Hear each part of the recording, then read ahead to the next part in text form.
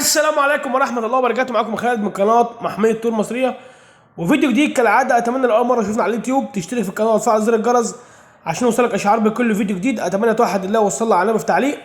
طبعا الفيديو بتاع النهارده هنتكلم فيه عن الطيور الزينة، أو هل في ربح من طيور الزينة بشكل عام؟ هل في ربح من طيور الزينة بعد غلاء البيكم والفلارس؟ هل في ربح يا جماعة؟ وإيه أفضل المستويات إن أنا أربيها كهاوي، أو إن أنا كبحب طيور الزينة إن أنا أكسب منها فلوس، تمام، او تعوض تكلفه الحبوب بعد غلاء البيكم والفلارس. دلوقتي مثلا هنتكلم بصفه عامه عن جميع الهواة او عن جميع الطيور.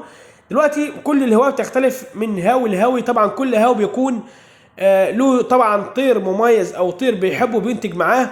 فبالتالي هنقول لك ازاي انت تقدر بكل سهوله تبدا ان انت ما تخرجش بره الهوايه، حتى لو كان طير رخيص تقدر ازاي ان انت تطور فيه، وكمان نرفع من حاله السوق، وفي نفس الوقت حاله السوق يعني ما تقعش، او حاله التصدير تكون برضو شغاله، ويكون في لم من التجار على الطيور ديت، ويكون في عائد مادي او ربح حلو من طيور الزينه.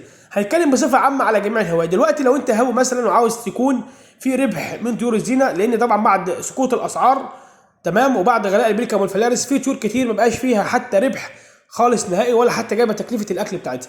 دلوقتي لو انت هاوي مثلا بتحب الاستراليات، دلوقتي هتبدا في المستويات مثلا الاسترالي اللي هي المستويات العاليه، اللي هي تقدر ان انت مثلا في كل عش لو بعت لك حتى جوز زغليل واحد، يعني فردين اتنين بس، يكون في تكلفه الاكل، او يكون في مكسب منهم بعد تكلفه الاكل وبعد الشغل وبعد الخدمه بتاعتك للطيور، يكون في عائد مادي او في ربح كويس من الطيور بتاعتك. دلوقتي لو انت مثلا بتربي استرالي عادي اللي هو النورمال بتاعنا، او اللاتيني او الالبينو، بصفه عامه الطفرات ديت ما بيكونش فيها ربح كويس بعد في ظل غلاء الاسعار بتاعت الحبوب، وفي ظل سقوط اسعار الطيور بتاعتنا.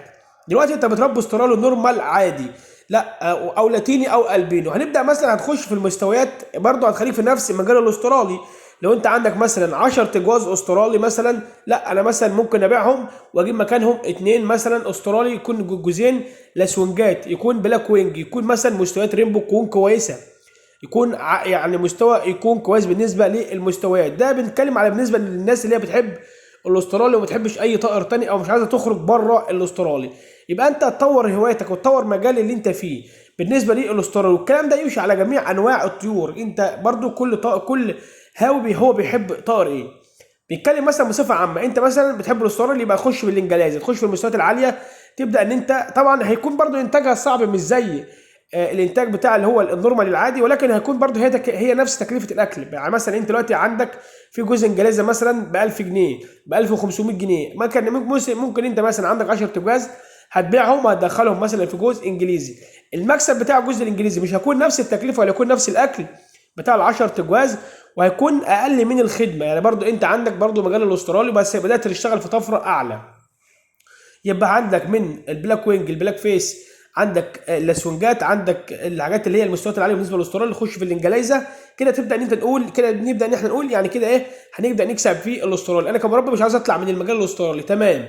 يبقى انا دلوقتي انا طار، انا يا عم ما بحبش الاسترالي، انا بحب الكوكتيل، تمام. اصبح الحبش والازبيل والمصبع ما بقاش فيه عائد مادي او ربح بالنسبه كمان، والطائر اللاتيني، تمام. ابدا اخش في الكوكتيل مثلا، الحاجات اللي هي اسبليت البينو، اخش في بالنسبه للحاجات اللي ممكن برضه مطلوبه في السوق، وتكون برضه فيها عائد مادي زي الكوكتيل الالبينو، خش في اعلى طفرات، تمام. هنخش مثلا هنتكلم عن الروز. في واحد ما بيحبش الكوكتيل الروز، ولا بيحب عفوا، في واحد ما بيحبش الكوكتيل ولا بيحب مثلا الاسترالي، بيحب الروز. يبقى انا مثلا بدل ما اربي روز الوان اللي هو عادي ابو 300 جنيه وابو 400 جنيه، ما انا مثلا ابيع مثلا جوزين واجيب مكانهم جوز البينو مثلا شبابات ب 700 او ب 800 يشتغل عندي.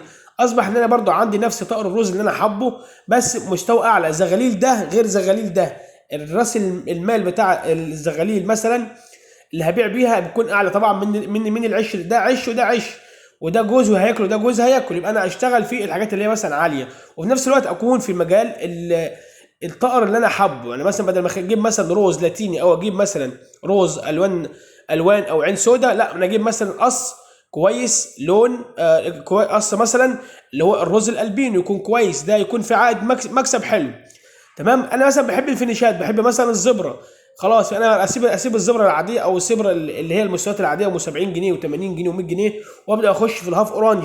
عندي مثلا كميه ابيع، مثلا عندي 3 4 تجواز او 5 تجواز من الزبره العاديه، هبيعهم وادخل مكانهم مثلا زبره البينو، او مثلا اجيب حاجات تكون هي احسن. تمام. وابدا اجيب مثلا الخش في الهاف اورانج والبلاك فيس والحاجات اللي هي ايه، اللي فيها فلوس او فيها مستويات عاليه، وبالتالي ده على جميع انواع الطيور دي. بس يعني ايه، حاجه بنوضحها للناس. انت عاوز تفضل متمسك في الهوايه وتفضل في عائد ربح، ابدا في المستويات العاليه. هنخش مثلا على الكناري. انا مثلا بربي كناري مثلا، ابدا اخش في الحاجات اللي هي الشوش، الحاجات اللي هي المستويات الاعلى. يعني مثلا لو انا مثلا عندي جوز من ابو 500، انا اشوف مستوى اعلى، اجيب مثلا مستويات تكون في الكناري مثلا 1000 1000 ونص، يكون حاجات اعلى، يكون برضو في عائد مادي او ربح منها. برضو ابقى انا ما خرجتش من الطائر اللي انا بحبه، بس بدات ان انا اطور في الهوايه. تمام. بدل ما اربي مثلا كناري من ابو 500 او مثلا اربي حاجات عاديه، لا انا ابدا اخش في الشوش، ابدا اخش في المستويات اللي هي يكون فيها، او المستويات اللي هي بيكون الزغاليل بتاعتها بمبلغ، او يعني مبلغ كبير، بحيث يكون يجيب تكلفه الحبوب، ويجيب التكلفه والميه والاكل والخدمه، وفي نفس الوقت ما اكون انا ما خرجتش بره الهوايه. يا ريت تكون استفدت حاجه من الفيديو ده.